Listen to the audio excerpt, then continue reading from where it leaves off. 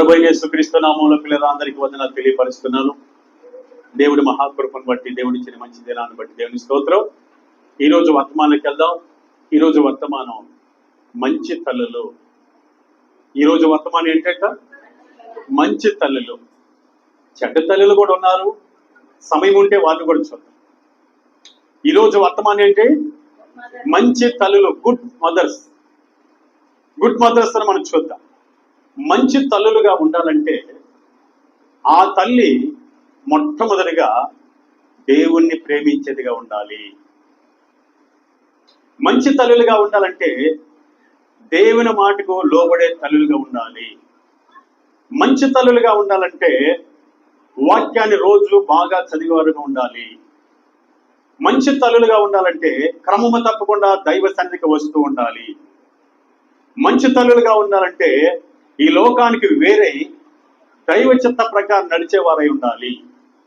మంచి తల్లులుగా ఉండాలంటే తన బిడ్డలను మేలు కోరుకునే వారై ఉండాలి. మంచి తల్లులుగా ఉండాలంటే తన కుటుంబం కోసం దివారాత్రములు 2 చేతులు పైకెత్తి ప్రార్థన చేసేవారికి ఉండాలి. అలాంటి వారు మంచి తల్లులు. హల్లెలూయా. ఈరోజు అంశము ఏంటో తెలుసా? మంచి తల్లులు తమ పిల్లలకు ఆశీర్వాదకరంగా ఉంటారు. ఇది పూర్తి అంశం. మంచి తల్లులు తమ పిల్లలకు ఆశీర్వాదకరంగా ఉంటారు లేదా దీవెనకరంగా ఉంటారు. బైబిల్ గ్రంథంలో ఇంచుమించు 4 మంచి తల్లులు చూద్దాం. ఆ 4 మంచి తల్లుల వల్ల వారి పిల్లలు దీవెనకరంగా మార్చబడ్డారు. ఇంతవరకు విన్నాం మంచి తల్లులు ఎలా ఉంటారని విన్నాం. ఎలా ఉంటారు? మంచి తల్లులు తమ పిల్లలకి ఆశీర్వాదకరంగా ఉంటారు. ఆ మంచి తల్లులు ఎలా ఉంటారంటే అనుదినము దేవుని చిత్తాన్ని నెరవేరుస్తూ ఉంటారు, దైవ సన్నిధిని వెతుకుతూ ఉంటారు, అలాగే వాక్యమును ధ్యానం చేస్తూ ఉంటారు. ఈ లోకానికి వేరుగా ఆ తల్లులు జీవిస్తూ ఉంటారు. ఇట్టి తల్లులు తమ పిల్లలకి దీవెనకరంగా మారుతారు. ఒకవేళ ఇలాంటి గుణగణాలు ఆ తల్లులు లేకపోతే వారి పిల్లలకు వారు దీవెనకరంగా ఉండరు. ఆ పిల్లల్ని ఒక రౌడీలుగా చూస్తారు. మంచి తల్లులు కాని బిడ్డలు ఒక నరహంతుకులుగా కనపడతారు ఈ సమాజానికి, ఈ సంఘానికి. అలాగే మంచి తల్లులు కాని బిడ్డలు ఈ లోకానికి దుష్టులుగా, ఈ లోకానికి అసహ్యులుగా, ఈ లోకానికి నష్టముగా వారు ఉంటారు. ఈరోజు ఆ మంచి తల్లులు చూద్దాం. ఆ మంచి తల్లుల వల్ల వారి పిల్లలు ఎలా దీవించబడ్డారో, పడుతున్నారో మనం చూద్దాం. మొట్టమొదటిగా చూద్దాం. మొట్టమొదటిగా మనం చూసినట్లయితే, మరి దయచేసి మనం చూసినట్లయితే మార్కు యొక్క తల్లిని మనం చూద్దాం. జాన్ మార్క్ యొక్క తల్లిని చూద్దాం. జాన్ మార్క్ యొక్క తల్లి ఎలాంటిదంటే మంచి తల్లి. జాన్ మార్క్ యొక్క తల్లి చాలా ప్రార్థన పరురాలు. జాన్ మార్క్ యొక్క తల్లి అనేకులు సమకూర్చి దైవ సన్నిధిలో ప్రార్థన యోధురాలుగా ఉన్నట్టుగా మనం చూస్తాం. జాన్ మార్క్ యొక్క తల్లి పేతురు ఆనాడు చెరసాలలో ఉన్నప్పుడు ఆయన కొరకు ఆమె ఇంటిలో అనేకులు సమకూర్చి బాధ్యత కలిగి ప్రార్థన చేసిన తల్లిగా, మంచి తల్లిగా ఉంది. కనుక ఆమె యొక్క బిడ్డలు దీవెనకరంగా మారారు. ఆ మంచి తల్లి వల్ల ఆ బిడ్డలు దీవెనకరంగా ఉన్నతమైన పొజిషన్కి వచ్చారు. మొదటి నుంచి, ప్రారంభం నుంచి ఒక మంచి తల్లిగా నీ జీవితంగాని ఉన్నట్లయితే నీ బిడ్డలు ఉన్నతమైన ఆశీర్వాద స్థితికి వస్తారు. బైబుల్ ఆధారంగా దేవుని వాక్యం మనం చూడగలుగుతాం. దయచేసి చదువుకుందాం. అపోస్తలుల కార్య గ్రంథం 12వ అధ్యాయం జాన్ మార్క్ యొక్క మంచి తల్లిని గురించి మనం చూడబోతున్నాం.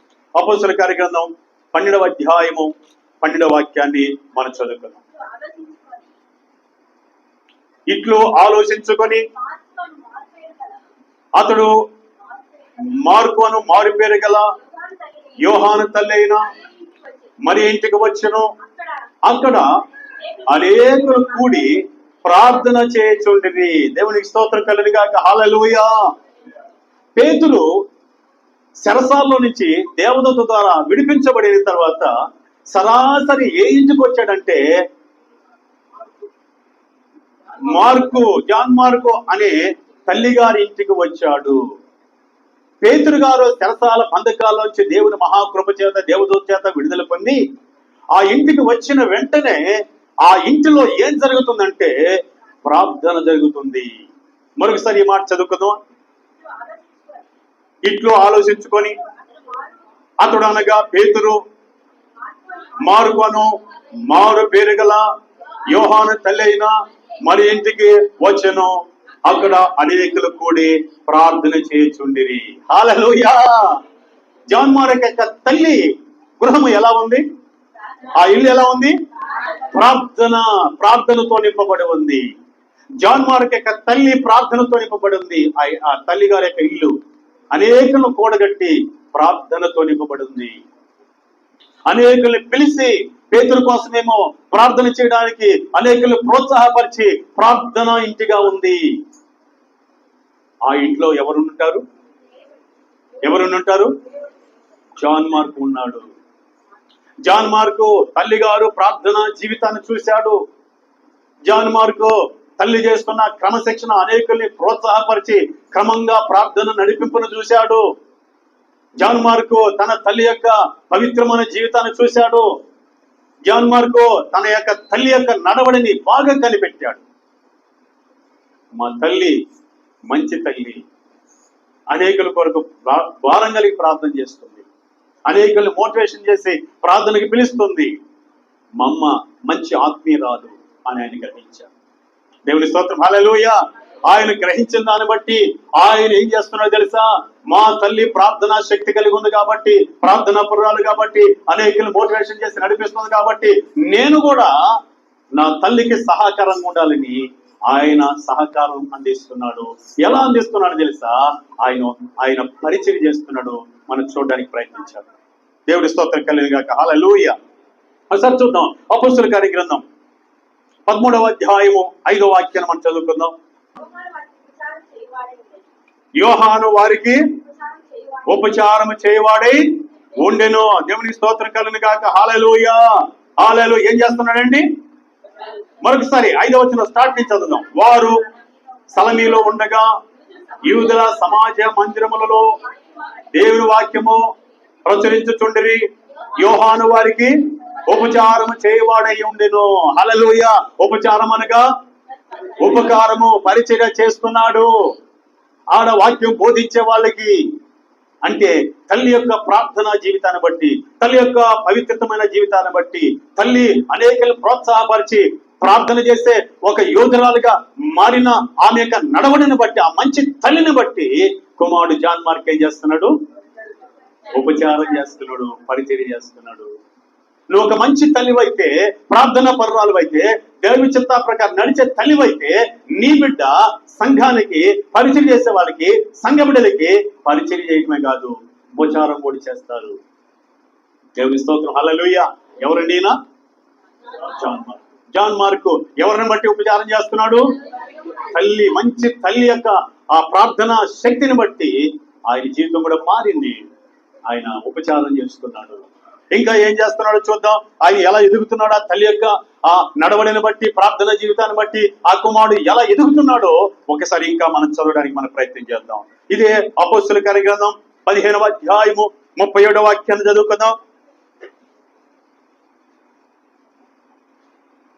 అప్పుడు మార్కు అను మారు పేరు గల యోహాను వెంట పెట్టుకొని పోగుటకు బర్నబా ఇష్టపడెను. హల్లెలూయా. ఎప్పుడైతే ఉపచారం చేస్తున్నాడో లేదా పరిచయం చేస్తున్నాడో, ఇక్కడ ఒక మంచి గొప్ప దైవజనుడు దగ్గర ఈయన ఉన్నాడు. ఎవరా దైవజనుడు? బర్నబా పౌలు ఇద్దరు కలిసి ఘనమైన సేవ చేశారు, గొప్ప సేవ చేశారు ఇద్దరు కలిసి. అంటే ఒక పొజిషన్ లో దేవుడు ఎన్నుకున్న, దేవుని ఆత్మతో ఎన్నుకున్న ఒక ఉన్నతమైన సేవకులకి ఆయన తోడే ఉన్నాడు. హల్లెలూయా. ఆయనతో ఉన్నాడు. బర్నబాతో కలిసి పరిచయం చేయడానికి ఒక అర్హుడయ్యాడు, అర్హత కలిగినాడు. నా ప్రియ సహోదరి సోదర, ఎందును బట్టి అనంటే ఆ తల్లి యొక్క మంచి గుణాన్ని బట్టి కుమారుడు మొట్టమొదటిగా ఉపచారం చేస్తున్నాడు, పరిచయం చేస్తున్నాడు. తిరిగి బర్నబాతో కలిసి సేవకు కొనసాగుతున్నాడు, సేవలో కొనసాగుతున్నాడు. హల్లెలూయా, హల్లెలూయా. పరిశుద్ధాత్మ దేవుడు ఒకానొక రోజు ఎవరిని పంపించాలా సేవకు అని అపోస్తలులు అనుకుంటూ ఉండగా ఆ టైంలో పరిశుద్ధాత్మ దేవుడు ఇద్దరిని ఎన్నుకున్నాడు. ఒకసారి ఆ మాట కూడా చూద్దాం. అపోస్తలుల కార్యగ్రంథం 13వ అధ్యాయము 2వ వాక్యం చదువుకుందాం. వారు ప్రభువుని సేవించుచు ఉపవాసము చేయుచుండగా పరిశుద్ధాత్మ నేను బర్నబాను సౌలును పిలిచిన పని కొరకు వారిని నాకు ప్రత్యక్షపరచుడని వారితో చెప్పాను. బర్నబా సామాన్యమైన వ్యక్తి కాదు. దేవుని పరిశుద్ధాత్మ చేత ఎన్నుకోబడిన బర్నబా. ఆ బర్నబాతో కలిసి ఇప్పుడు జాన్ మార్క్ ఏం చేస్తున్నాడు? పరిచయం చేయడానికి లేదా సేవ చేయడానికి ముందుకెళ్తున్నాడు. అంటే ఒక గొప్ప పొజిషన్ లో ఉన్న దైవజనుడితో కలిసి దేవుని పని చేయడానికి అర్హుడయ్యాడు. హల్లెలూయా. ఒక సామాన్యుడు మొట్టమొదటిగా మనం చూస్తాం ఏం చేస్తున్నాడు? సేవకులకి ఉపచారం చేస్తున్నాడు, పరిచయం చేస్తున్నాడు. ఇప్పుడు రెండో స్టెప్ లో చూస్తే జాన్ మార్క్ ఏ స్థాయికి ఎదిగాడు? దైవజనుడితో కలిసి సేవ చేయడానికి వెళుతున్నాడు. హల్లెలూయా, హల్లెలూయా, హల్లెలూయా. ఇంకా మనం గమనించినట్లయితే ఈ మాటను ఇంకా బర్నబా ఏం చేస్తున్నాడో ఒకసారి జాన్ మార్క్ విషయంలో మనం చూద్దాం. చూడండి, అపోస్తలుల కార్యగ్రంథం 15వ అధ్యాయము 40వ వాక్యం చదువుకుందాం. పౌలు శీలను ఏర్పరచుకొని సహోదరుల చేత ప్రభువు కృపకు అప్పగింపబడిన వాడై బయలుదేరి సంగములను స్థిరపరచుచు సిరియా కిలియాకు దేశముల ద్వారా సంచారము చేయొచ్చు. నేను దేవుని స్తోత్రం. హల్లెలూయా. అయితే 39వ వచనంలోకి వచ్చే లోపల ఏం జరుగుతుందో ఒకసారి చూద్దాం. 39వ వచనం అనగా పౌలు శీలలో తీవ్రమైన వాదం కలిగింది. ఏంటి తీవ్రమైన వాదం అంటే, ఒకరోజు జాన్ మార్కు ఇలాగే పౌలు బర్నబాతో సేవకు వచ్చిన తర్వాత ఆయన కొన్ని రోజులు ఉండి మళ్ళీ నేను ఈ సేవ చేయలేను అన్నట్టు యెరూషలేముకు వచ్చేసి కొన్ని దినాలు ఉన్నాడు. అప్పుడు బర్నబా పౌలు గారు చాలా ముఖ్యమైన స్నేహితుడు. ఇద్దరు కలిసి బహుగా సేవ చేస్తున్నారు. దేవుని ఆత్మతో నింపబడిన వాడు సేవ చేస్తుండగా ఆ టైంలో జాన్ మార్కు వాళ్ళిద్దరిని విడిచి యెరూషలేముకి వెళ్ళిపోయిన తర్వాత పౌలుకి చాలా బాధేసింది మనసులో. సేవకి సమర్పించుకొని మధ్యంతరం వెళ్ళిపోతాడా అని ఆయన మనసులో ఉంది. కానీ దేవుని మహాకృపను బట్టి మళ్ళీ జాన్ మార్కు మనసు మార్చుకొని కొన్ని దినాలైన తర్వాత మళ్ళీ సేవకు వచ్చాడు.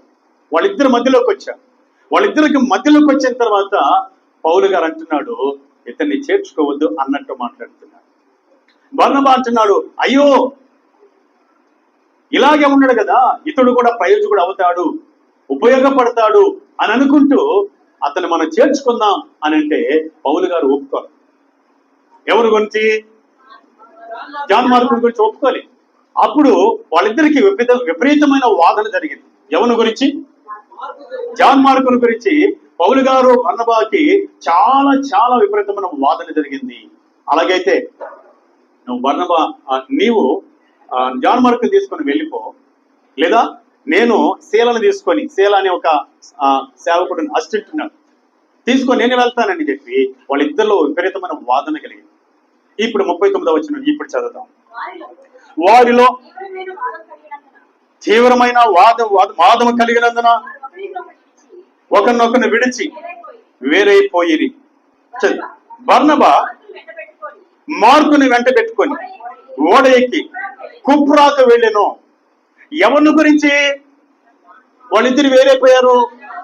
జాన్ మార్కుని గురించి. అంటే ఈ ఆత్మ వెనకబడిపోయింది, ఇక తన పట్టించుకోవద్దు అన్నట్టు పౌలు గారు అంటుంటే బర్నబా అంటున్నాడు, నో, ఒకప్పుడు ఉపయోగపడతాడు, దేవుడు మళ్ళీ మార్పిచ్చాడు.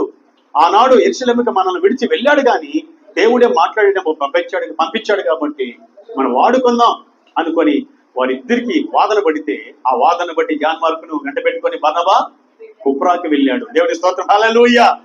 అయితే సౌలు ఏం చేశాడంట? పౌలు ఏం చేశాడు? పౌలు శీలను ఏర్పరచుకొని సహోదరుల చేత ప్రభువు కృపకు అప్పగింపబడిన వాడై బయలుదేరి సంఘములను స్థిరపరచుతూ సిరియా కిలికియా దేశముల ద్వారా సంచారము చేయుచుండెను. దేవుని స్తోత్రం, హల్లెలూయా. అయితే మహాకృప పౌలు మీద ఉంది. మహాకృప ఎవరి మీద ఉంది? పౌలు గారిని దేవుడు ప్రత్యేకించి ఎన్నుకున్నాడు కాబట్టి పౌలు గారి మీద ఉంది. అందుకే ఆయన సంఘాలను స్థిరపరుస్తూ బలపరుస్తూ ఆయన కొనసాగాడు. కానీ బర్నబా జాన్ మార్కుని బలపరచడానికి తన వెంట పెట్టుకుని వెళ్ళాడు. అంటే ఒక గొప్ప సేవకుడితో అనుబంధం కలిగిన స్థాయిలో జాన్ మార్కు ఎదిగాడు. ఎందుని బట్టి ఎదిగాడు? వారి యొక్క మంచి తల్లిని బట్టి ఎదిగాడు. పరిచారకుడిగా ఉన్నాడు. ఇప్పుడు ఒక గొప్ప సేవకుడితో అనుబంధం కలిగి సేవలో వెళ్తున్నాడు. దేవుని స్తోత్రం, హల్లెలూయా. అంటే ఎంత పొజిషన్ లో మారుతున్నాడు. చిన్న పొజిషన్ నుంచి పెద్ద పొజిషన్కి వస్తున్నాడు. ఇంకా మనం గమనిద్దాం. దయచేసి ఈ మాటలు మనం చదువుకున్నట్లయితే కొలసీలకు రాసిన పత్రిక 4వ అధ్యాయము 10వ వాక్యం చూద్దాం. జాన్ మార్క్ ఏ స్థాయికి ఎదిగాడో మనం చూద్దాం. కొలసీలకు రాసిన పత్రిక 4వ అధ్యాయం 10వ వాక్యం చదువు. నాతో కూడా చెరలో ఉన్న అరిస్తారుకును బర్నబాకు సమీప జ్ఞాతి అయిన మార్కును మీకు వందనములు చెప్పుచున్నారు. హల్లెలూయా. ఈ మార్కును గురించి మీరు ఆజ్ఞలు పొందితిరి. ఇతడు మీ యొద్దకు వచ్చిన ఎడల అతన్ని చేర్చుకొనుడి. హల్లెలూయా. ఇప్పుడు ఎవరో రికమెండేషన్ చేస్తున్నారు అంటే అపోస్తలుడు పౌలు రికమెండేషన్ చేస్తున్నారు.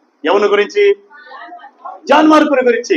ఇప్పుడు దైవ కృప వారి మీద ఉంది కాబట్టి జాన్ మార్క్ మీద అపోస్తలుడు పౌలు కూడా జాన్ మార్క్ మీద ప్రేమ అభిమానం కలిగింది. హల్లెలూయా, హల్లెలూయా. ఎదిగాడు జాన్ మార్క్, బాగా ఎదిగాడు. ఆ తల్లి యొక్క విశ్వాస ప్రార్థన జీవితాన్ని బట్టి, ఆ మంచి తల్లిని బట్టి తన కుమారుడు ఆశీర్వాదకరంగా మారుతున్నాడు. ఇదిగో అపోస్తలుడు పౌలు కూడా ఆయన గురించి మాట్లాడుతున్నాడు. అపోస్తలుడు పౌలు ఎక్కడున్నాడంటే ఆయన చెప్తున్నాడు, ఎక్కడున్నాడంట? చెరసాల్లో ఉన్నాం. నాతో కూడా జాన్ మార్క్ కూడా ఉన్నాడు.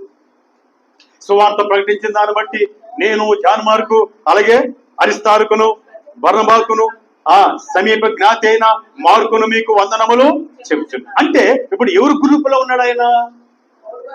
పౌలు గారు, బర్నబా, అలాగే అరిస్తారుకు అందరు కలిసి ఉన్న ఆ మహాశక్తి కలిగిన, అభిషేకం కలిగిన ఆ యొక్క సేవకుల గ్రూప్ లో అంత స్థాయికి ఎదిగాడు. హల్లెలూయా, హల్లెలూయా. నువ్వు ఎదిగావా? అసలు ఎదిగావా? దైవజనుడి దగ్గర ఎదుగుతున్నావా? ఈ రీతిగా ఒకప్పుడు నువ్వు పరిచారకుడిగా ఉన్నావు, ఆ తర్వాత సేవకుడితో తిరుగుతున్నావు, ఆ తర్వాత సేవకుడి యొక్క జాబితాలోకి వచ్చే స్థితి నీకుందా? లేదా ఎక్కడేసావు అక్కడే ఉన్నావు? కారణం ఏంటో తెలుసా? నీ తల్లి ప్రార్థన. ఒకవేళ ఇలా తల్లి ప్రార్థన, మంచి ప్రార్థన జీవితం కలిగి ఉంటే మన పిల్లలు ఈ స్థాయికి వస్తారు. దేవుని స్తోత్రం, హల్లెలూయా, హల్లెలూయా. పౌలు గారు చెప్తున్నాడు, బర్నబాకి ఏమంటాడైనా? బర్నబాకి సమీప జ్ఞాతి అయిన మార్కును మీకు వందనములు చెప్తున్నారు. ఎవరికి సమీపంగా ఉంటాడంట? బర్నబాకి. ఎవరు అంటున్నారు? పౌలు గారు అంటున్నాడు. దేవుని స్తోత్రం, హల్లెలూయా. నువ్వు నిజంగా నిన్ను బలపరిచే సేవకుడికి నువ్వు సమీప జ్ఞాతి అయి ఉండాలి. హల్లెలూయా. అసలు సంబంధం లేనట్టు బ్రతుకుతున్నాం. సేవకుడికి, సంఘానికి, సంఘబిడ్డలకి సంబంధం లేనట్టుగా నువ్వు బ్రతికితే నువ్వు దిగజారిపోతున్నావు అని అర్థం. దైవజనుడితో పడకనిప్పు లేదంటే, దైవజనుడి ద్వారా సలహా తీసుకోవట్లేదంటే, దైవజనుడి ద్వారా ఆలోచనలు తీసుకోవట్లేదంటే నువ్వు లోకంలో దిగజారిపోతున్నావు. అది దాని అర్థం. ఆ సంబంధాలు తెగిపోయినాయి అంటే సాతానికి దగ్గరై ఉన్నావు, నష్టపోతావు. ఎందుకో జాన్ మార్కు చాలా సమీపంలో ఆత్మీయ ఆ దైవజనుడితో ఉన్నాడు, అంత ఎదిగాడు. హల్లెలూయా, హల్లెలూయా. ఇంకా మనం గమనించినట్లయితే దీనికి సంబంధించిన మాట చదవడానికి ప్రయత్నం చేద్దాం. 2వ తిమోతి రాసిన పత్రిక 4వ అధ్యాయము 11వ వాక్యం చదువుకున్నాం. లూకా మాత్రమే నా యొద్ద ఉన్నాడు, మార్కును వెంట పెట్టుకొని రమ్ము, అతడు పరిచారం నిమిత్తం నాకు ప్రయోజనకరమైన వాడు. హల్లెలూయా. ఒకప్పుడు ఏమన్నాడు బర్నబాతో? అయ్యా వద్దయ్యా, పంపించేద్దాం. నా సహోదరి సోదరుడా, అందుకే సాధ్యమైనంత వరకు ఒక దైవజనుడిగా అందరిని ప్రేమిస్తూ ఉంటాను. ఒకసారి జారిపోతుంటాం, ఒకసారి తెలియక తప్పుడు అడిగేస్తాం, అంత మాత్రం త్రోసేయకూడదు. ఎవరిని కలుపుకోవాలి, బలపరచాలి. ఒకరోజు వాళ్లే ప్రయోజకులు అవుతారు. హల్లెలూయా.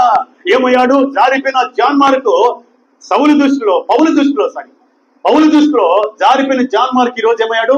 అదే పౌలు దృష్టిలో అతడు ప్రయోజనకరమైన వాడు. హల్లెలూయా. ఎవరంటున్నారన్నమాట? పౌలు గారు అంటున్నాడు. మరొకసారి మాట చదువుకుందాం.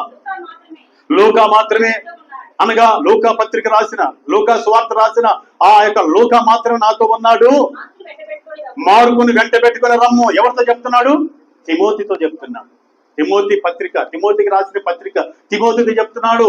జాన్ మార్కుని వెంట పెట్టుకుని రాయా, నాత్మీ బిడ్డ, నాత్మీ కుమారుడా, ఓ తిమోతి, జాన్ మార్కుని వెంట పెట్టుకుని రా నా దగ్గరికి. లూకా మాత్రమే నా దగ్గర ఉన్నాడు. అతడు పరిచార నిమిత్తము, అతడు పరిచారము నిమిత్తం నాకు ప్రయోజనకరమైన వాడు. హల్లెలూయా. ప్రయోజనకరంగా మారిపోయాడు. నువ్వు మారుతున్నావు. అసలు నిన్ను గురించి నువ్వు ప్రయోజకుడు అని నీ ఆత్మీయ తండ్రి చెప్పగలడా? చెప్పే స్థాయికి మనం మారాలి. అతడు ప్రయోజకుడు. అతడు అనేకలు బలపరచగలడు, సంఘాన్ని నడిపించగలడు. ఒకవేళ సేవకుడిగా మరొక చోటుకు వెళితే క్రమంగా, నిశ్శబ్దంగా, దైవ చిత్తానుసారంగా సంఘాన్ని నడిపించగలడు అని చెప్పుకునే ప్రయోజకుడు అనే స్థాయికి నువ్వు ఎదిగావా? లేదా దైవజనుడు పక్కకి వెళ్ళిపోయిన వెంటనే అల్లరి, నవ్వులు, ఏకైకలు, పక్కపక్కలో నీ సొంత ఆలోచనతో నడుస్తున్నావా? ఇలా చెప్పుకునే రోజు నీకు రావాలి. హల్లెలూయా, హల్లెలూయా. దేవుడి స్తోత్రం కలిగిన గాక. ఆ తల్లి ప్రార్థన వల్ల అంత స్థాయికి ఎదిగాడు. ఇంకా చూద్దాం. జాన్ మార్కు గురించి ఒక మాట చెప్పి నేను ముగియడానికి ప్రయత్నం చేస్తాను. ఫిలోమోను రాసిన పత్రిక రైట్ సైడ్ లో ఉంటే ఒక పేజీ తెప్పండి. ఫిలోమోనుకు రాసిన పత్రిక తీసారా? 23వ వాక్యం, 24వ వాక్యం చదివి.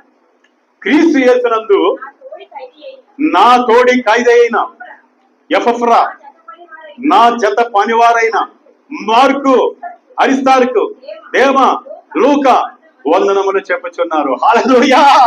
ఇప్పుడు పౌలు గారు అంటున్నాడు, నా జత పనివాడైనా మార్కు మీకు వందనములు చెప్తున్నాడు. ఒకప్పుడు ఎక్కడున్నాడు? చెప్పాలి. ఈ పౌలు గారికి, ఈ బర్నబాకి, అనేకులకి ఏం చేసేవాడు? ఉపచారం చేసి పరిచయం చేసేవాడు. ఆ తర్వాత ఆ సేవకులతో కలిసి సేవల ముందుకు సాగేవాడు. ఆ తర్వాత ఆయనతో చెరసాలలో ఉండడానికి ఆయన సంసిద్ధమైన వాడు. ఆ తర్వాత ప్రయోజనకరమైన సేవలో ప్రయోజనకరమైన వాడుగా మారాడు. ఆ తర్వాత అంటున్నాడు, అతడు నా జత పనివాడు. హల్లెలూయా. అర్థమైంది మీకు ఇప్పుడు? అంటే నేను ఎలా సేవ చేస్తున్నానో అంత స్థాయికి ఎదిగాడు కాబట్టి నా జత పనివాడు అంటున్నాడు. హల్లెలూయా. ఎవరినంటావు నా జత పనివాడని? సర్వసాధారణంగా ఎవరినంటాం? నాలాగే కారు తోలుతాడు, నాలాగే కంప్యూటర్ నడుపుతాడు, నాలాగే పనిచేస్తాడని ఎవరినంటాం? ఎవరినంటామంటే మనలాగే ఎలా చేస్తాడో అలా చేసే వ్యక్తిని అంటాం. అందుకే అంటే ఇప్పుడు ఏ స్థాయికి వచ్చేసాడు? ఇప్పుడు చెప్పాలి. పౌలు, బర్నబా చేసే గొప్ప సేవంత స్థాయికి జాన్ మార్కు వచ్చాడు. అట్టి స్థాయిలో ఉండడం మన పిల్లలు మనకి సంతోషం. ఆ తల్లికి ఎంతో సంతోషం. ఇంత స్థాయికి రావడానికి జాన్ మార్కు ఎవరు కారణము? ఆ తల్లి మంచి ప్రార్థన కుర్రాలు. హల్లెలూయా. నువ్వు ఒక మంచి తల్లివైతే నిన్ను బట్టి నీ బిడ్డలు దీవించబడతారు. నువ్వు ఒక చెడ్డ తల్లివైతే నిన్ను బట్టి నీ బిడ్డలు చెడ్డవారై లోకానికి నష్టాన్ని తెచ్చుతారు. ఈ రోజు నుంచి జాన్ మార్కు లాంటి తల్లిగా నీ బిడ్డలకు దీవెనకరంగా మారు. అట్టి కృప పరిశుద్ధాత్మయుడి సహాయము చేయనుగాక. ఆమేన్. హల్లెలూయా. ఇకపోతే రెండవ తల్లిని మనం చూద్దాం. దయచేసి త్వరగా మనం చూడడానికి ప్రయత్నించాం. ఈ తల్లి యొకెబెతు అనే తల్లి.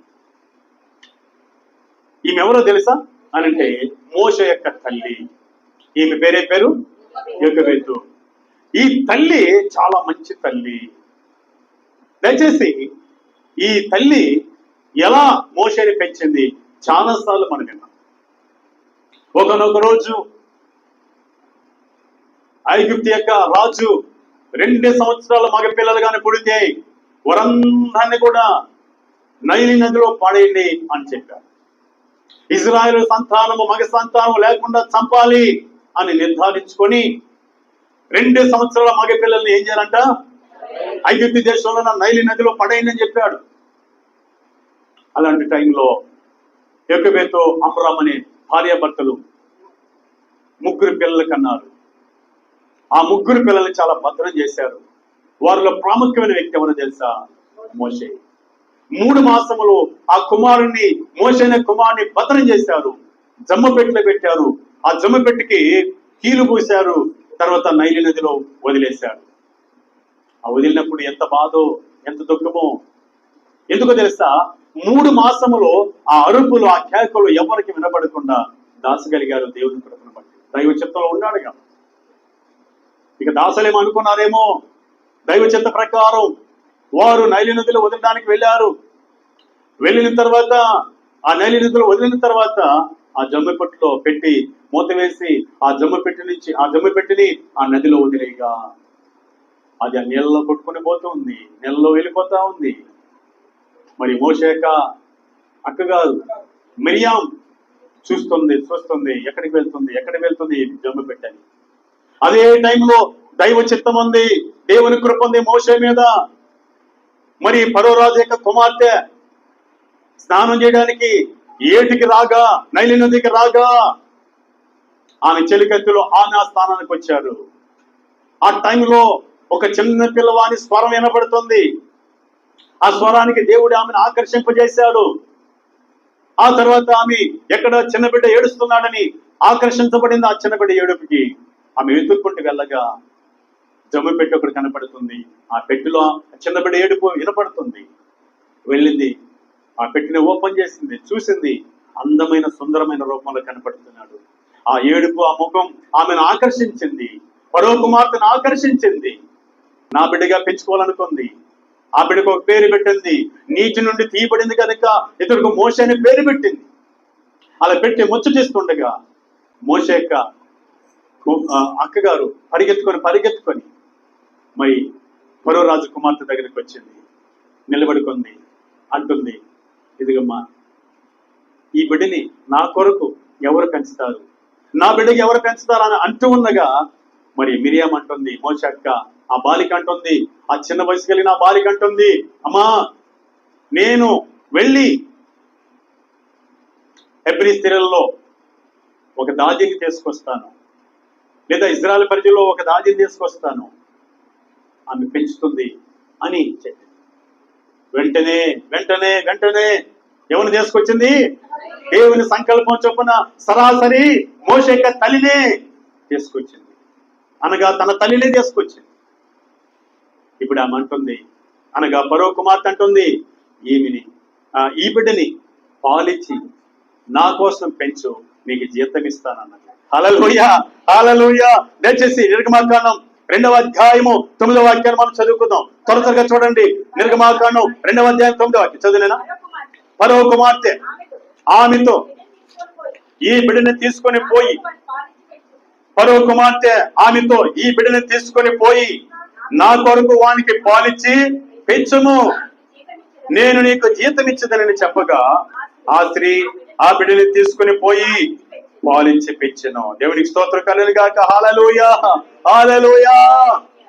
సొంత బిడ్డకి పాలించి జీతం తీసుకున్న తల్లి ఎవరైనా ఉందా అంటే ఎవరైనా తెలుసామి?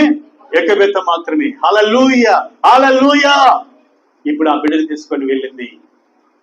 చక్కగా పెంచుతుంది. ఎలా పెంచుతుంది తెలుసా? దైవ జ్ఞానంతో పెంచుతుంది. దేవుని యొక్క క్రమశిక్షణలో పెంచుతుంది.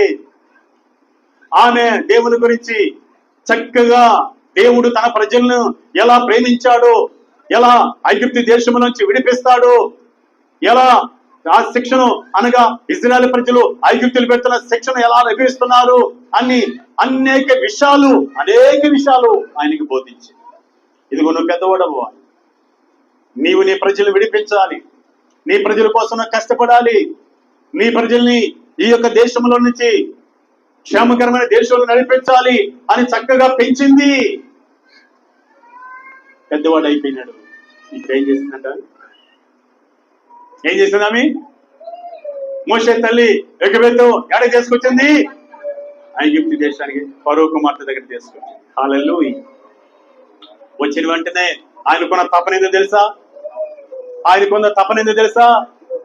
నా ప్రజలను అనగా ఇజ్రాయేలుని ఐగుప్తుడా నువ్వు కొడతావా, ఐగుప్తుడా నువ్వు కొడతావా అని చెప్పి ఏం చేశాడండి? ఐగుప్తుని ఇజ్రాయెల్ని కొడుతుండగా ఐగుప్తుని ఏం చేశాడు? ఒక్క దెబ్బ కొట్టి చచ్చిపోయిన వెంటనే, ఒక్క దెబ్బగా చచ్చిపోయిన వెంటనే అతను ఏం చేశాడు? ఇసుకలో పూడ్చిపెట్టేశాడు. అంటే ఈ యొక్క క్రమశిక్షణ లేదా ఈ యొక్క విధానము ఎవరు నేర్పినట్టు? తల్లి నేర్పింది. దేవుని స్తోత్రం, హల్లెలూయా. కానీ స్వశక్తితో చేయాలనుకున్నాడు, కానీ అది వల్ల దేవుని యొక్క క్రమశిక్షణ ఆ తల్లి నేర్పింది. కానీ సొంత స్వశక్తితో తన ప్రజలు విడిపించాలనుకున్నాడు, కానీ అది వల్ల కాల. దేవుని సంకల్పాన్ని బట్టి మనకి తెలుసు, దేవుని పిలుపు మేరకు, దేవుని ఏర్పాటు మేరకు దేవాది దేవుడు ఆయన ఏం చేశాడు? 40 సంవత్సరాల ఐగుప్తు దేశంలో ఫరో కుమార్తెగా పెరిగిన ఆయన తిరిగి 41వ సంవత్సరం నుంచి 80వ సంవత్సరం వరకు దేవుడు తన యొక్క చిత్తాన్ని ఆయనకు బయలుపరిచాడు. ఇదిగో నువ్వు గొర్రెలు మేపాలి, మందు నీ ప్రజల్ని విడిపించాలంటే, లేదా నా ప్రజల్ని విడిపించాలంటే నువ్వేం చేయాలి? మొట్టమొదటిగా నా గొర్రెల్ని మేపాలి. ఎన్ని రోజులు మేపాలో తెలుసా? 40 సంవత్సరాలు మేపాలి. 40 సంవత్సరాలు నా గొర్రెలు మేపితే, అనగా గొర్రెలు మేపితే నీవు క్రమశిక్షణ నేర్చుకుంటావు అని 40 సంవత్సరాలు గొర్రెలు మేపించాడు. ఆ తల్లి యొక్క క్రమశిక్షణ, ఆ మంచి తల్లి యొక్క క్రమశిక్షణ ఆయన జీవితాన్ని ఉన్నతంగా పెట్టింది. ఇదిగో 40 సంవత్సరాలు గొర్రెలు మేపడం అయిపోయింది. ఇక దేవుడు ఒక క్షణంలో కూడా గొర్రెలు మేపడానికి వచ్చాడు. రా కుమారుడా, నేను ఒక నాయకుడిని చేయబోతున్నాను. ఒక గొప్ప నాయకుడిని ఆయన చేశాడు. దేవుని స్తోత్రం, హల్లెలూయా, హల్లెలూయా, హల్లెలూయా. మంచి క్రమశిక్షణ ఆ తల్లి నేర్పించింది. అందుకే దేవుడు అన్నాడు ఆయన్ని, భూమి మీద ఉన్న ప్రజలందరికంటే నీవు మిక్కిలి సాత్వికుడివి. ఎవరు నేర్పించారు ఈ మాట? దేవుడు పలకడానికి, దేవుడు మెచ్చుకోవడానికి మరి ఆ తల్లే కారణము. ఒకసారి చూద్దాం సంఖ్యాకాండం 12వ అధ్యాయము 3వ వాక్యాన్ని చదువుకుందాం. సంఖ్యాకాండము 12వ అధ్యాయం 3వ వాక్యాన్ని మనం చదువుకుందాం. యెహోవా ఆ మాట వినును, మోషే భూమి మీదనున్న వారందరిలో మిక్కిలి సాత్వికుడు. హల్లెలూయా, హల్లెలూయా. మోషే కూషు దేశపు స్త్రీని పెళ్లి చేసుకుని ఉండిన కనుక అతడు పెళ్లి చేసుకున్న ఆ స్త్రీని బట్టి మిరియాము అహరోనులు అతనికి విరోధముగా మాట్లాడిరి. ఏమయ్యా, ఎందుకు చేసుకున్నావు? కూషు దేశపు అమ్మాయిని ఎందుకు చేసుకున్నావు అని అక్కయ్య అన్నయ్య చాలా కోపగించుకొని మాట్లాడారు మోషే మీద. వెంటనే దేవుడు జోక్యం చేసుకున్నాడు. గుర్తుపెట్టుకు సహోదరి సోదరా, దైవ చిత్తాంతం నడిచే వాళ్ళ మీద ఎవరైనా సనిగితే దేవుడే జోక్యం చేసుకుంటాడు. ఇదిగో అదే జరుగుతుంది ఇక్కడ. ఇక చూద్దాం, మనం చూసినట్లయితే మరి మొదటి వచనం చదువుకుందాం. మోషే కూషు దేశపు స్త్రీని పెళ్లి చేసుకుని ఉండేను కనుక అతడు పెళ్లి చేసుకుని ఆ స్త్రీని బట్టి మిరియాము అహరోనులు అతనికి విరోధముగా మాట్లాడిరి. ఎందుకు చేసుకున్నావు? కూషు దేశపు స్త్రీని ఎందుకు చేసుకున్నావు అని సనిగారు, విరోధంగా మాట్లాడారు. ఇప్పుడు దేవుడు జోక్యం చేసుకున్నాడు.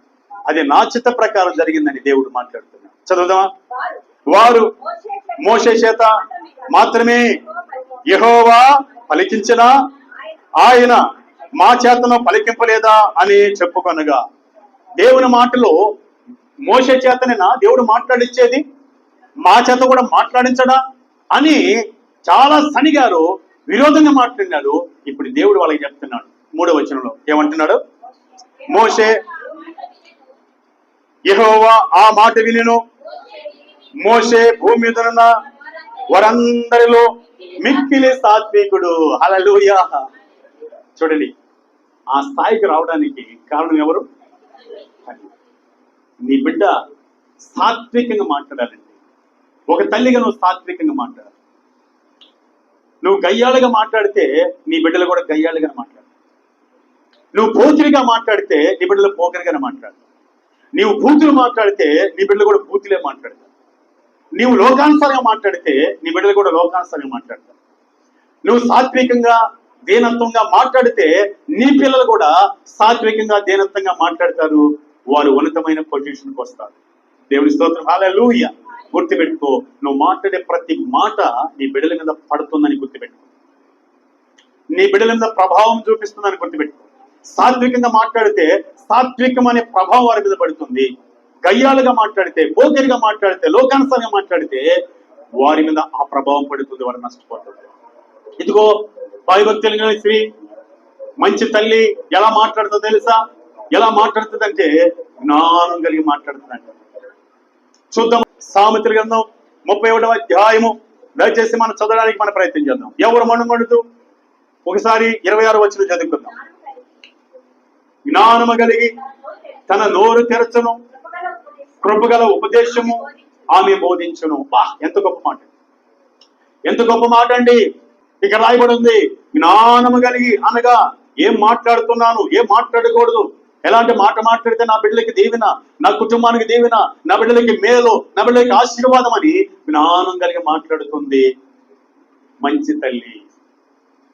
రాయబడి ఉంది, జ్ఞానము కలిగి తన నోరు తెరచును, కృపగల ఉపదేశం ఆమె బోధించును.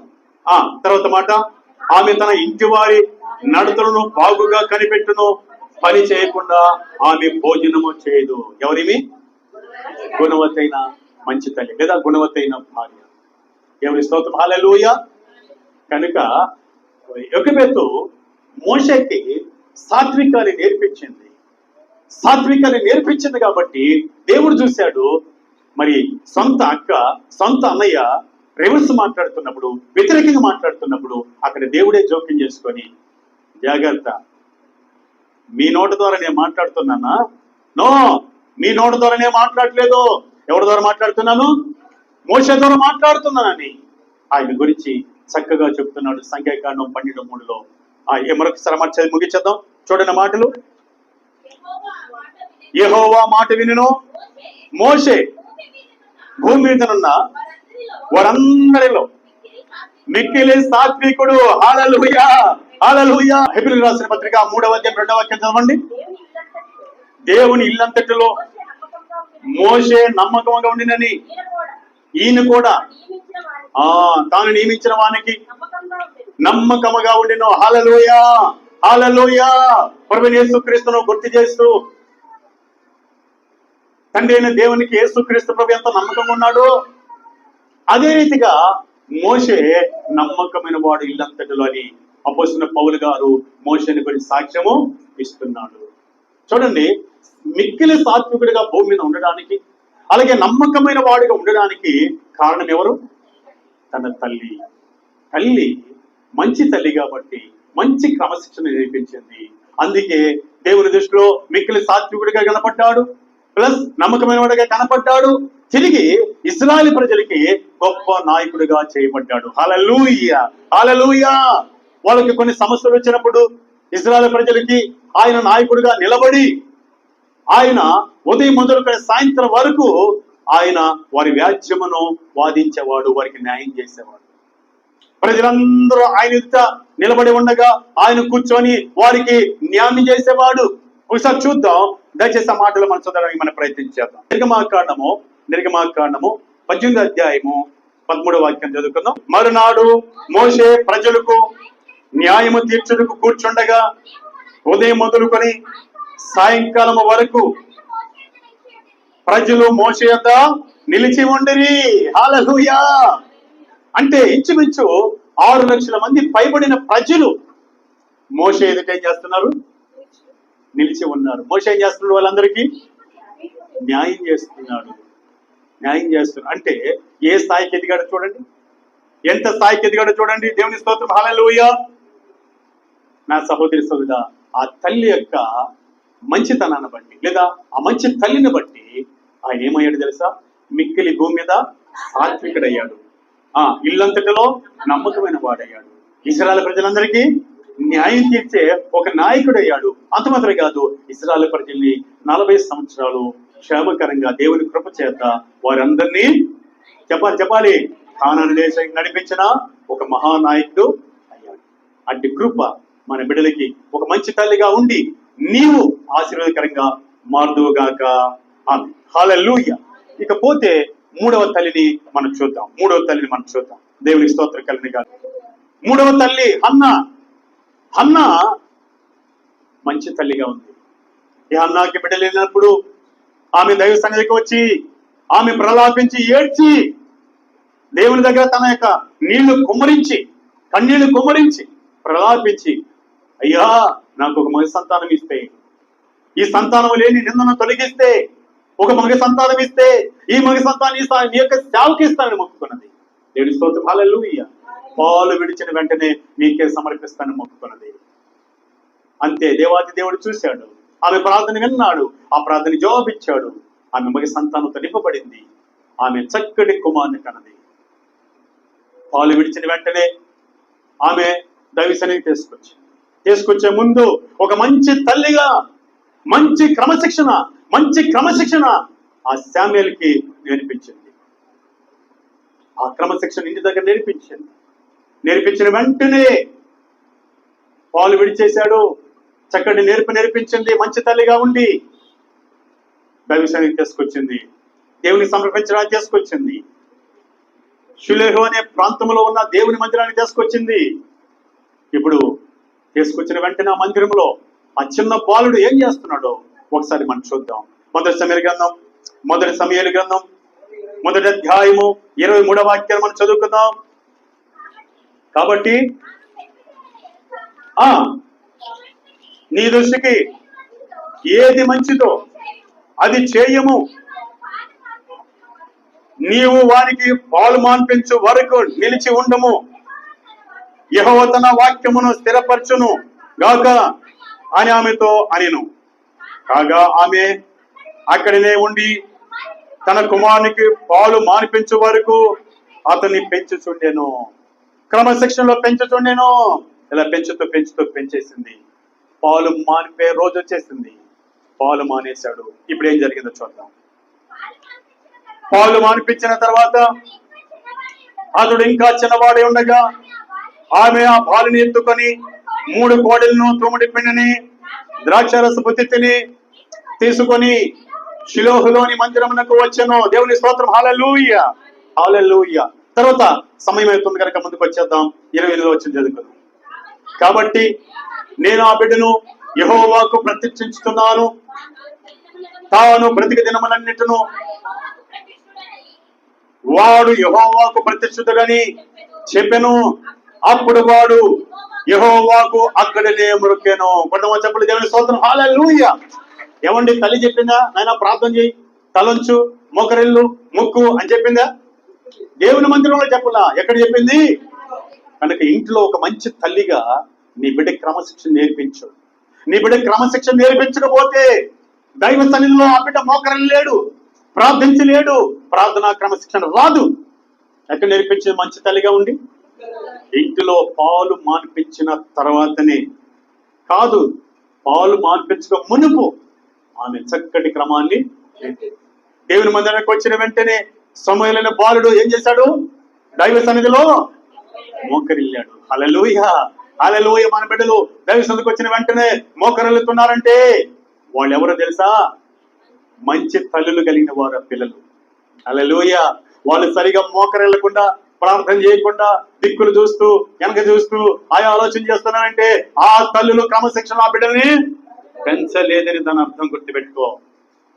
సహోదరి సోదరా, ఈ రోజు నుంచి నేర్చుకున్నాం. ఒక మంచి తల్లిగా మన బిడ్డలకి మనం ఆశీర్వాదకరంగా మారుదాం. ఇప్పుడు ముఖ్యాడు ఆ తల్లి క్రమశిక్షణ, ఆ తల్లి ప్రార్థన జీవితాన్ని బట్టి, లేదా ఆ తల్లి యొక్క మంచి గుణాన్ని బట్టి ఆ బిడ్డ మోకరిల్లుతున్నాడు. తర్వాత ఇంకేం చేస్తున్నాడు చూద్దాం. దయచేసి 3వ అధ్యాయం ఇదే మొదటి సమూయేలు గ్రంథం 3వ అధ్యాయము 1వ వాక్యం చదువుతున్నాం. బాలుడైన సమూయేలు ఏలి ఎదుట యెహోవాకు పరిచర్య చేయుచుండెను. ఏం చేస్తున్నాడు ఇప్పుడు? మొదటేమో ప్రార్థన చేస్తున్నాడు దేవుని సన్నిధికి వచ్చి. తల్లి మంచి క్రమశిక్షణ నేర్పించింది, మంచి తల్లి కాబట్టి. ఇప్పుడు ఏం చేస్తున్నాడంట? ఏలి ఎదుట, దైవజనుడు ఏలి ఎదుట దేవుని మందిరంలో ఏం చేస్తున్నాడు? పరిచర్య చేస్తున్నాడు. పరిచర్య చేసేవాడయ్యాడు. ముందు ప్రార్థన చేసేవాడుగా ఉన్నాడు, తర్వాత ఇప్పుడు పరిచర్య చేసేవాడుగా ఉన్నాడు. హల్లెలూయా. మన పిల్లలకి దేవుని మందిరంలో పరిచయం చేయని చెప్పడంలో చాలా మంది కూడా పెట్టుకొని తీసుకొని వెళ్ళిపోతాను. ఇదిగో నేను ఈ పరిచయం చేయను, దేవుడు నిన్ను ఆశీర్వదిస్తాడు, ఒక గొప్ప స్థానంలో ఉంచుతాడు, ఉన్నతంగా ఉంచుతాడని చెప్పలేకపోతున్నా. కనుక ఈరోజు అలాంటి పరిచయం నేర్పిద్దాం. ఇదిగో పరిచయం చేస్తున్నాడు. ఇంకా ఆయన యొక్క జీవితాన్ని ఇంకా మనం చూద్దాం. ఇదే మొదటి సమూయేలు గ్రంథం 3వ అధ్యాయము 19వ వాక్యాన్ని మనం చదువుకుందాం. సమూయేలు పెద్దవాడు కాగా యెహోవా అతనికి తోడై ఉన్నందున అతని మాటలలో ఏదీ తప్పిపోలేదు. హల్లెలూయా. తల్లి మంచి క్రమశిక్షణలో పెంచింది కాబట్టి, మంచి తల్లి కాబట్టి ప్రార్థనా పరుడుగా ఉన్నాడు. పరిచర్య సేవకులకి పరిచర్య మందిరంలో చేసేవాడుగా ఉన్నాడు. అలాగే పెద్దవాడైనప్పటికీ కూడా మాటలు ఏది తప్పిపోతుంది. అబద్ధాలు లేవు, మోసాలు లేవు. తల్లికి చెప్పడంలే, సంఘంలో చెప్పడంలే, బయట వాళ్ళకి చెప్పడంలే. ఏ మోసపు మాటలు, అబద్ధాల మాటలు, బూతుల మాటలు లేవు. మాటలు తప్పిపోలేదు. దేవుడి స్తోత్రం కలిగిన హల్లెలూయా. ఇంకా 20వ వాక్యం కూడా చూద్దాం. కాబట్టి సమూయేలు యెహోవాకు ప్రవక్తగా స్థిరపడినని దాను మొదలుకొని బేర్షెబ వరకు ఇశ్రాయేలు అందరూ తెలుసుకొని కొంతమంది దేవుని స్తోత్రం హల్లెలూయా. ఇప్పుడు ఏ స్థాయికి వచ్చేసాడు? ప్రవక్తగా మారిపోయాడు. ఇప్పుడు ఏమైపోయాడు? ప్రవక్త. ఎక్కడి నుంచి ఎక్కడికంట ఆయన ప్రవక్తని తెలుసుకున్నారు? దాను మొదలుకొని బేర్షెబ అనే ప్రాంతం వరకు సమూయేలు దేవుని ప్రవక్తగా మారిపోయాడని అనేకులు తెలుసుకున్నారు. ప్రవక్త అంటే ఒక ఉన్నతమైన స్థాయిలో దేవుడు మాట ప్రవక్త వింటాడు. దేవుడు ఏం చెప్పంటే అది ఆ ప్రవక్త తీసుకొని ప్రజలకి చెప్తాడు. ప్రజలు ప్రవక్త నోటిలో నుంచి వచ్చే మాట కోసం ఎదురు చూస్తూ ఉంటారు. దేవుడి స్తోత్రం హల్లెలూయా. అంటే అంత స్థాయికి వచ్చాడు. దానికి కారణం మంచి తల్లి హన్నా. నీ బిడ్డ ఈ స్థాయికి వచ్చిందా? నీకే ఆ గొడుగునాలు నీ బిడ్డకి ఎందుకు వస్తాయి? తల్లి ఎట్టిదో బిడ్డ కూడా అట్టిదేనంట. ఒకసారి చూద్దాం, యెహెజ్కేలు గ్రంథంలోకి వద్దాం. ఈ మాటను పరిశుద్ధాత్ముడు గుర్తు చేస్తున్నాడు. ఒకసారి మనం చదవడానికి మనం ప్రయత్నం చేద్దాం. 16వ అధ్యాయము 44వ వాక్యం చదువుకుందాం. యెహెజ్కేలు గ్రంథం 16వ అధ్యాయం 44వ వాక్యం చదువుకుందాం. సామెతలు చెప్పు వారందరూ తల్లి ఎట్టిదో బిడ్డయు అట్టిదే అని నిన్నుకొచ్చి అందరూ. తల్లి ఎట్టిదో బిడ్డ అట్టిదే. ఒక తల్లి క్రమశిక్షణలో లేకపోతే, ఒక తల్లి ప్రార్థన జీవితం లేకపోతే, ఒక తల్లి దైవ సన్నిధిని క్రమంగా వెతక్కిపోతే నీ బిడ్డ కూడా అట్టిదే. ఒక తల్లి లోకానుసారంగా నడిస్తే, ఒక తల్లి బూతులు మాట్లాడితే, ఒక తల్లి పాపం చేస్తూ బ్రతికితే, ఒక తల్లి లోకాన్ని అనుసరిస్తూ బ్రతికితే నీ బిడ్డ కూడా అట్టిదే. ఒక తల్లి దేవునికి భయపడి ప్రార్థన జీవితం కలిగి, ఒక తల్లి కుటుంబాన్ని, భర్తని, బిడ్డల్ని చక్కగా ప్రేమిస్తూ ఉంటే ఆ బిడ్డ కూడా భవిష్యత్తులో కాబోయే భర్తని, కాబోయే బిడ్డలని ప్రేమిస్తుంది. ఒక తల్లి సంఘాన్ని ప్రేమిస్తే, ఒక తల్లి సమాజాన్ని ప్రేమిస్తే, ఒక తల్లి ఎదుటి వారిని గౌరవిస్తే బిడ్డ కూడా గౌరవిస్తుంది, బిడ్డ కూడా ప్రేమిస్తుంది. బిడ్డ ఎట్టడిదో తల్లి ఎట్టడిదో బిడ్డ అట్టడిది. మరొకసారి చదువుకుందాం. ఎవరితో మాట్లాడుతుండో తెలుసా? యెరూషలేము గురించి మాట్లాడుతుండే ఇక్కడ యెహెజ్కేలు ద్వారా దేవుడు ఈ రోజు మనతో మాట్లాడుతున్నాడు. దేవుడు మరొకసారి చదువుకుందాం. సామెతలు చెప్పు వారందరూ తల్లి ఎట్టిదో బిడ్డయు అట్టిదే అని నేను గూర్చి అందరూ. ఓ తల్లి, నువ్వు ఎలాంటి దాన్ని? మంచి తల్లివా, చెడ్డ తల్లివా? ఒక మంచి తల్లివైతే నీ బిడ్డలకి నువ్వు ఆశీర్వాదకరంగా ఉంటావు. ఒక చెడ్డ తల్లివైతే నీ బిడ్డలకి నువ్వు నష్టకరంగా ఉంటావు, నీ బిడ్డలు కూడా నష్టపోతావు. ఇదిగో మంచి తల్లిని ముగ్గురిని చూసాం. దేవుని స్తోత్రం హల్లెలూయా, హల్లెలూయా. అన్ననే మంచి తల్లిని బట్టి బిడ్డ ప్రార్థన పరుడయ్యాడు. అన్ననే మంచి తల్లిని బట్టి పరిచారకుడయ్యాడు దేవుని మందిరంలో. అన్న అనే మంచి తల్లిని బట్టి ప్రవక్త అయ్యాడు సమూయేలు. అన్న అనే మంచి తల్లిని బట్టి ఇంకా ఏమయ్యాడో చూద్దామా? ఏమయ్యాడో మొదటి సమూయేలు గ్రంథం 7వ అధ్యాయం 15వ వాక్యాన్ని చదువుకుందాం. ఇంకా సమూయేలు ఏమయ్యాడో చూద్దాం. సమూయేలు తాను బ్రతికి దినములన్నీయు ఇశ్రాయేలుకు న్యాయాధిపతిగా ఉండెను. హల్లెలూయా, హల్లెలూయా. ఏ స్థాయికి ఎదిగాడు ఇప్పుడు? ప్రవక్త మాత్రమే కాదు, యాజకుడు మాత్రమే కాదు, న్యాయాధిపతిగా, ఇశ్రాయేలు ప్రజలకు న్యాయాధిపతిగా మారాడు. అంత స్థాయికి ఎదగడానికి, అంత దీవెనకరంగా మారడానికి కారణం ఎవరో తెలుసా? మంచి తల్లి అయిన అన్న. హల్లెలూయా. నీ బిడ్డ ఆ స్థాయికి ఎదగాలంటే నీ గుణం ఎట్టుంది, నీ బ్రతికి ఎట్టుంది? ఓ తల్లి, నీ బ్రతికి ఎట్లుంటుంది అట్టే నీ బిడ్డ ఉంటుంది అని నేను చెప్పడం లేదు. హెస్కేలు గ్రంథం 16:40 వాక్యంలో చెప్పబడుతుంది. దేవుని స్తోత్రం. హల్లెలూయా, హల్లెలూయా. ఒక తల్లిగా, మంచి తల్లిగా నువ్వు బ్రతుకు. ఇకనైనా బ్రతుకు. ఇంతకాలం ఒక మంచి తల్లిగా బ్రతకలేదేమో, దేవుడు నీతి రోజు మాట్లాడాడు. ఒక మంచి తల్లిగా నువ్వు బ్రతుకు. ప్రార్థనా పరాలుగా బ్రతుకు. నీ కుటుంబం కోసం చేతులెత్తి దివారాత్రం విజ్ఞాపన చేసే తల్లిగా మారు. అలాగే ప్రజల కోసం, సంఘం కోసం, సమాజం కోసం ఒక నీతిమంతురాలుగా తల్లిగా మారు. నీ బిడ్డలకి నువ్వు ఆశీర్వదకరంగా మారుతావు. ఇక 4వ తల్లి ఉంది. సమయం లేదు, ముగిస్తున్నా. దేవుని చిత్తమైతే మరొకసారి ఆ 4వ మంచి తల్లిని చూద్దాం. అలాగే ఇద్దరు చెడ్డ తల్లులను కూడా చూద్దాం. దేవుడు మనకు సహాయం చేయను కాక. హల్లెలూయా, హల్లెలూయా, హల్లెలూయా. ఈరోజు అంశం ఏంటంట? మంచి తల్లులు తమ పిల్లలకి ఆశీర్వదకరంగా, దీవెనకరంగా ఉంటారు. మొదటి తల్లి ఎవరంట? మొదటి తల్లి జాన్ మార్క్ తల్లి మరియా. జాన్ మార్క్ తల్లి పేరు మరియా. ఆ మరియా తన కుమారుడికి దీవెనకరంగా మారింది. రెండవ తల్లిని ఎవరు చూసాం? మోషే తల్లిని చూసాం. మోషే తల్లి మోషేకి దీవెనకరంగా మారింది. ఆ బిడ్డలు ఉన్నతంగా మారారు. హల్లెలూయా. ఇక 3వ తల్లిని ఎవరు చూసాం? హన్నా అనే తల్లిని చూసాం, మంచి తల్లిని. ఆ మంచి తల్లిని బట్టి తన కుమారుడు ఒక ఉన్నతమైన పొజిషన్కి వచ్చాడు. ఆ రీతిగా ఒక మంచి తల్లిగా ఇకనైనా గడిచిపోయిన కాలం వదిలి ఇకనైనా ఒక మంచి తల్లిగా బ్రతుకు. నీ బిడ్డకి నువ్వు దీవెనకరంగా మారుతావు. అట్టి కృప పరిశుద్ధాత్ముడు మనందరికీ మంచి తల్లికి, లేదా మనందరికీ మంచి తల్లిగా మారినట్టుగా ఆ పరిశుద్ధాత్ముడు మనకు సహాయం చేసి మన బిడ్డలకి మనం దీవెనకరంగా మారినట్టుగా కృపగలిగిన దేవుడు సహాయం చేయను గాక. ఆ చిన్న ప్రార్థన చేసుకుందాం. కృపగల తండ్రి, నీకు వందనాలు తండ్రి. మా మంచి దేవుడు వై తండ్రి, నీ కృప చేత మా జీవితాలలో ప్రభ మేము మంచి తల్లులుగా మారి మా బిడ్డలకి మేము దీవెనకరంగా మారాలని, మా బిడ్డల మేలు కోరి, మా ఆశీర్వాదం కోరి, మా బిడ్డల యొక్క ఉన్నతమైన స్థితిని కోరి శ్రేష్టమైన జోబు మాటలు మాతో మాట్లాడు. అయ్యా నీకు వందనాలు, స్తోత్రాలు. ఇంతవరకు ఎవరైతే మంచి తల్లిగా బ్రతకలేకపోయారు నాయన, నువ్వు మాట్లాడిన ఈనాటి నుంచి, ఈ క్షణము నుంచి ఒక మంచి తల్లిగా జాన్ మార్క్ తల్లి మరియలాగా, మోషే తల్లి యొక్క ఆ గుణములాగా, లేదా మంచి తల్లిలాగా, అలాగే సమయ యొక్క తల్లిలాగా మంచి తల్లిగా మారి అయా చేరి వచ్చిన నీ బిడ్డలందరూ మారి తన బిడ్డలకు, తన కుటుంబానికి దీవెనకరంగా జీవితాలను కొనసాగించుకోవడానికి మీ పరిశుద్ధాత్మ నింపుదల దయచేసి మీరే బలపరిచి సహాయం చేసి కృపతో నీకు ఈ వాక్యం వింటున్న ప్రతి ఒక్కరు కూడా తండ్రి మంచి తల్లులుగా మారి వారి బిడ్డలకు వారి దీవెనకరంగా మారి తన బిడ్డలను ఉన్నతమైన పొజిషన్ లో ఆనాడు జాన్ మార్కును చూసినట్టుగా, ఆనాడు మోషేను చూసినట్టుగా, ఆనాడు సమయాన్ని చూసినట్టుగా ఆ తల్లులు చూసినట్టు సహాయం ఇచ్చేయడం మీకే స్తుతిస్తూ మాయించేసి యేసుక్రీస్తు ఘనమైన శక్తి కలిగిన నామమును స్తుతించి ప్రార్థన చేసి వేడుకొని పొందుకొనుచున్నాము తండ్రి. ఆమేన్. God bless you. హల్లెలూయా. Praise the Lord. అందరికీ వందనాలు. లేదా